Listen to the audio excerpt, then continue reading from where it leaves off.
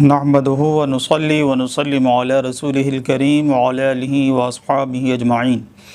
اما بعد فاعوذ باللہ من الشیطان الرجیم بسم اللہ الرحمن الرحیم۔ درس قرآن کا سلسلہ ہمارا الحمدللہ جاری و ساری ہے۔ ماہ رمضان کی متبرک ساعتوں کے اندر اس سلسلے کو مزید آگے بڑھاتے ہیں۔ اللہ تبارک و تعالی سورہ آل عمران کے اندر آیت نمبر 92 میں ارشاد فرما رہا ہے، لن تنالوا البر حتى تنفقوا مما تحبون، تم ہرگز نیکی کو حاصل نہیں کر سکو گے حتیٰ کہ تم خرچ کرو اس میں سے جسے تم پسند کرتے ہو۔ وما تنفقوا من شیء، اور تم جس چیز کو بھی خرچ کرتے ہو، فإن اللہ بہ علیم، بے شک اللہ اس کو خوب جاننے والا ہے۔ تو اس آیت مبارکہ کے اندر اللہ تبارک و تعالی نے فرمایا کہ تم ہرگز بر کو نہیں پہنچ سکتے۔ تو بر کا مفہوم مفسرین کرام نے بہت وسیع بیان فرمایا ہے، اور اس کے اندر کئی چیزیں داخل ہیں، یعنی نیکی کا کوئی خاص طریقہ نہیں بلکہ نیکی کے بہت سارے طریقے اس میں داخل ہیں، جس میں عقائد بھی داخل ہیں، اعمال صالحہ بھی داخل ہیں، جیسا کہ قرآن مجید میں ہی اللہ تبارک و تعالی دوسرے مقام پہ اس کو سورہ بقرہ میں ارشاد فرماتا ہے کہ لیس البر ان تولوا وجوہکم قبل المشرق والمغرب، نیکی اصل یہ نہیں ہے کہ تم اپنے چہروں کو پھیر لو مشرق یا مغرب کی جانب، ولکن البر من آمن باللہ والیوم الآخر، اور لیکن اصل نیکی یہ ہے کہ تم ایمان لاؤ اللہ پر اور یوم آخرت پر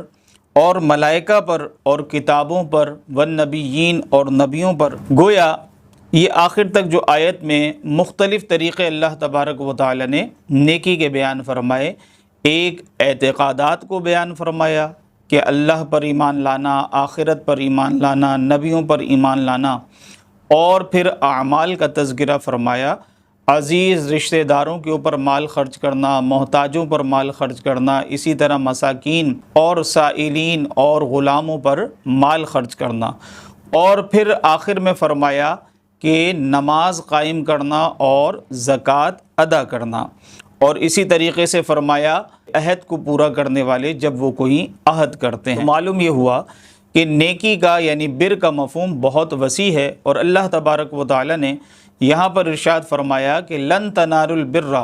تم ہرگز بر کو نہیں پہنچ سکتے، یعنی نیکی کو حاصل نہیں کر سکتے یہاں تک کہ اس میں سے خرچ نہ کرو جسے تم محبوب رکھتے ہو۔ تو آپ جانتے ہیں کہ انسان اپنی محبوب چیز کو خرچ کرنے کے سلسلے میں پس و پیش کا عمومی طور پہ شکار رہتا ہے، اور مال سے انسان کو چونکہ بہت زیادہ محبت ہوتی ہے، فطرتاً دل میں محبت ہوتی ہے، اور جو مال عمدہ ہو تو اس کی جانب قلب زائد مائل ہوتا ہے۔ تو ہم دیکھتے ہیں صحابہ کرام علیہم رضوان کا معاملہ کیا رہا۔ حضرت انس بن مالک رضی اللہ تعالیٰ عنہ یہ روایت بیان کرتے ہیں، فرماتے ہیں کہ حضرت ابو طلحہ رضی اللہ تعالیٰ عنہ ایک مرتبہ بارگاہ رسالت صلی اللہ علیہ وآلہ وسلم میں حاضر ہوئے، عرض کی یا رسول اللہ صلی اللہ علیہ وآلہ وسلم، میرا ایک باغ ہے جو بیر روحہ کے ساتھ منسلک ہے، مجھے وہ بہت زیادہ پسند ہے، تو میں یہ چاہتا ہوں کہ اللہ نے یہ جو ارشاد فرمایا لن تنالوا البر حتى تنفقوا مما تحبون، تو میں یہ باغ اللہ کی راہ میں خرچ کرنا چاہتا ہوں، تو آپ اسے قبول فرما لیجئے۔ تو نبی کریم صلی اللہ علیہ وآلہ وسلم نے اس کے اوپر انہیں ارشاد فرمایا کہ اسے چھوڑ دو، یہ نفع بخش مال ہے، یہ نفع بخش مال ہے، یعنی حضور نے انہیں مشورہ دیا، لیکن انہوں نے یہی عرض کیا کہ یا رسول اللہ صلی اللہ علیہ وسلم آپ اسے قبول فرما لیجئے۔ چنانچہ نبی کریم علیہ السلام نے فرمایا کہ ہم نے اسے قبول کر لیا، اور فرمایا میری رائے یہ ہے کہ تم اس کو اپنے عزیز رشتہ داروں کے اندر تقسیم کر دو۔ چنانچہ انہوں نے وہ اپنے عزیز رشتہ داروں کے اندر تقسیم فرما دیا۔ گویا صحابہ کرام علیہم رضوان نے اس آیت کے ظاہر کے مطابق عملی تفسیر بیان فرما دی کہ جو مال انہیں محبوب ترین تھا وہ اللہ تبارک و تعالی کی راہ کے اندر انہوں نے خرچ فرما دیا۔ اسی طریقے سے یہ بھی معلوم ہوا کہ اللہ تبارک و تعالی کی راہ میں خرچ کرنا یہ اللہ کو محبوب ہے، اور اللہ کی بارگاہ میں محبوب چیز خرچ کرنا یہ بھی اللہ تبارک و تعالیٰ کو محبوب ہے۔ اسی سلسلے میں ہمیں کتب حدیث میں ایک بڑی پیاری حدیث ملتی ہے، حضرت زید رضی اللہ تعالیٰ عنہ کے بارے میں ہے کہ انہوں نے کہا کہ اے اللہ، تجھے علم ہے کہ مجھے اپنے مال میں اس گھوڑے کے علاوہ کوئی چیز محبوب نہیں۔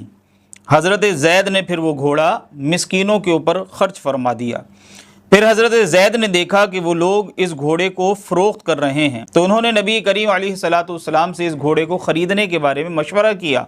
تو نبی کریم صلی اللہ علیہ وآلہ وسلم نے اسے خریدنے سے منع فرما دی، اس لیے کہ جو راہ خدا میں چیز جا چکی ہے اب اسے دوبارہ نہ خریدا جائے، اس لیے کہ اب تو وہ دل سے اس کی محبت کو گویا دور کر دیا ہے، اب اس چیز کو دوبارہ حاصل نہ کیا جائے۔ اسی طریقے سے ام المومنین حضرت عائشہ صدیقہ رضی اللہ تعالیٰ عنہ بیان کرتی ہیں، نبی کریم صلی اللہ علیہ وآلہ وسلم کے پاس پکی ہوئی گوہ لائی گئی، آپ نے اس کو خود کھانا پسند نہیں فرمایا، لیکن صحابہ کرام علیہم رضوان کو اس کے کھانے سے منع بھی نہیں کیا، تو انہوں نے عرض کیا یا رسول اللہ صلی اللہ علیہ وسلم، کیا ہم اسے مساکین کو دے دیں، نہ کھائیں؟ تو آپ نے فرمایا نہیں۔ نبی کریم علیہ السلام نے فرمایا جس چیز کو تم خود نہیں کھاتے تو اسے مساکین کو بھی عطا نہ کرو۔ تو معلوم یہ ہوا کہ نبی کریم علیہ السلام نے ہماری رہنمائی یہ فرمائی کہ مساکین کو بھی وہی چیز دی جائے کہ جو انسان خود کھاتا ہے، اور صحابہ کرام علیہم رضوان کی نبی کریم علیہ السلام نے اس بارے میں اس طریقے سے اصلاح فرمائی جو ہمارے لیے بھی مشعل راہ ہے۔ لیکن یہاں یہ بات بہت یاد رکھنے کی ہے کہ اللہ تبارک و تعالی نے یہ جو فرمایا مما تحبون، کہ اس میں سے خرچ کرو جسے تم پسند کرتے ہو۔ مفسرین کی یہاں دو آراء ہیں، ایک یہ کہ یہاں پہ جو عربی میں من آیا ہے یہ من تبعیدیہ ہے، یعنی پارٹ اور حصے کو بیان کرنے آیا ہے، یعنی تم بھلائی کو ہرگز اس وقت تک حاصل نہیں کر سکتے جب تک کہ تم اپنی پسندیدہ چیز میں سے کچھ خرچ نہ کر لو،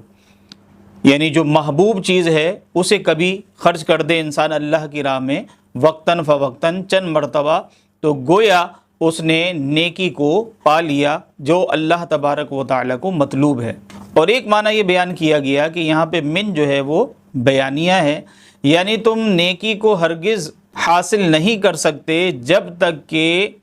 اس چیز کو راہ خدا میں خرچ نہ کر دو کہ جس سے تمہیں محبت ہے۔ تو صحابہ کرام علیہم رضوان کے دونوں طرح کے واقعات ہمیں ملتے ہیں کہ صحابہ کرام علیہم رضوان نے سب سے پسندیدہ چیز کو بھی راہ خدا کے اندر خرچ فرمایا۔ آخر میں بس یہ بات یاد رکھنے کی ہے، آیت کے تناظر میں مفسرین کرام نے فرمایا کہ کیا انسان بعض اوقات کچھ چیزیں ایسی بھی راہ خدا میں دے دیتا ہے جو اس کے لیے قابل استعمال نہیں ہوتی، تو کیا وہ کسی فرد کو دی جا سکتی ہیں یا نہیں؟ اس لیے کہ بعض اوقات ایسا ہوتا ہے کہ جو ہمارے ملازمین وغیرہ ہوتے ہیں تو ہمارے لیے ایک چیز بظاہر قابل استعمال نہیں ہوتی یا دل نہیں چاہ رہا ہوتا، لیکن ملازمین کے لیے وہ نعمت ہوتی ہے اور وہ اسے قابل استعمال جانتے ہیں اور ان کو اس کے لینے میں بھی کوئی پرابلم نہیں ہوتی، تو پھر ایسی چیز انہیں دینے میں کوئی حرج شرعاً نہیں ہے۔ البتہ وہ چیز قابل استعمال ہونی چاہیے، خراب نہیں ہونی چاہیے، اسی طریقے سے ردی نہیں ہونی چاہیے، یعنی ایسی ردی جیسے کپڑے بوسیدہ ہیں کہ پھٹ رہے ہیں اور وہ صدقہ کر رہا ہے آدمی، تو ایسی چیز نہیں ہونی چاہیے، قابل استعمال ہے تو اس کے دینے میں کوئی حرج نہیں ہے۔ ہاں، ہر شخص کو حدیث پاک میں مرتبے میں اتارنے کا حکم دیا گیا، لہٰذا ایسی چیزیں جو اہل ثروت حضرات ہیں انہیں نہیں دینی چاہیے کیونکہ وہ ان کے معیار کے مطابق نہیں ہوتی ہیں، لہٰذا اس چیز کا ہمیں خیال رکھنا چاہیے کہ ہر شخص کو اس کے مرتبے میں اتارا جائے، اور ناقابل استعمال چیز جو ہے وہ صدقہ نہیں کرنی چاہیے، جیسا کہ اللہ تبارک و تعالی نے قرآن مجید برہان رشید کے اندر ارشاد فرمایا یا ایھا الذین آمنوا انفقوا من طیبات ما کسبتم، کہ اے ایمان والوں اللہ کی راہ میں اپنی کمائی میں سے عمدہ چیزوں کو خرچ کرو، اور ان چیزوں میں سے جن کو ہم نے تمہارے لیے زمین سے پیدا کیا ہے، اور جو ردی اور ناکارہ چیز ہو اس کو دینے کا ارادہ بھی نہ کرو کہ راہ خدا میں اس میں سے خرچ کرنے لگو، حالانکہ تم خود بھی اس کو لینے والے نہیں ہو، سوا اس کے کہ تم چشم پوشی سے لے لو۔ تو معلوم یہ ہوا کہ اللہ کی راہ میں عمدہ چیز دینی چاہیے، لیکن اگر ہمارے پاس کوئی ایسی چیز موجود ہے کہ جو